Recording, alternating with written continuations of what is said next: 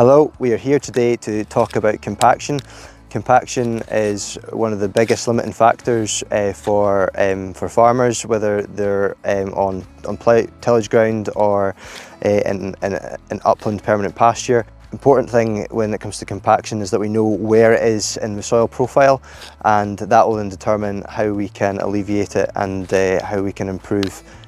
our drainage and soil structure to grow more grass or whatever crop it is that is destined for that field. So in the soil pit that we've dug here, in the soil profile we've got, it's actually quite a good example it's been farmed well, but we're in a sheep and beef system here, and there's very little traffic actually coming onto this ground. So the first bit of the soil profile you'll be looking at is within the first 6 inches to see if there's that pan that's been created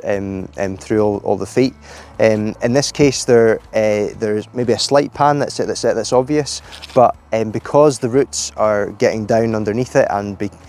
because there's a nice smell, and because there's actually a nice crumble, and what we're seeing above ground is good grass and good yield and quality, we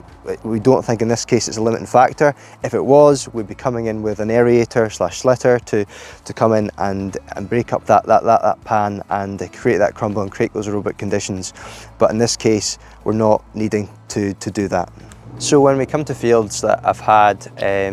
traffic coming through it for silage purposes or for hay,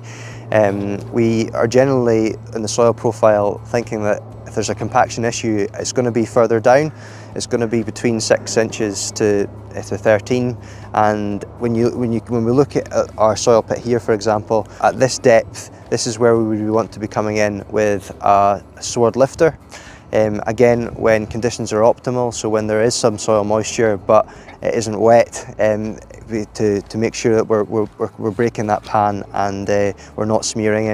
anything. Another issue we can have with our silage parks and our arable fields is that where we have multi-cut systems, or we have heavy machinery been on the ground over the years, that at the subsoil level we can have compaction. Now, to alleviate compaction here, we could come in with a subsoiler, and again this can be, depending on the soil type, the depths can be below 13 inches, and we were wanting to come in here if there is clearly drainage issues, if there's clearly water can't filtrate away, and that the roots aren't actually getting into the subsoil. In the example we've got here, the roots are. But if it is the case that there's clearly a pan there and it's on suitable ground where you can come on with a subsoiler, then again, in the right conditions, this can help improve yields and ensure optimal soil structure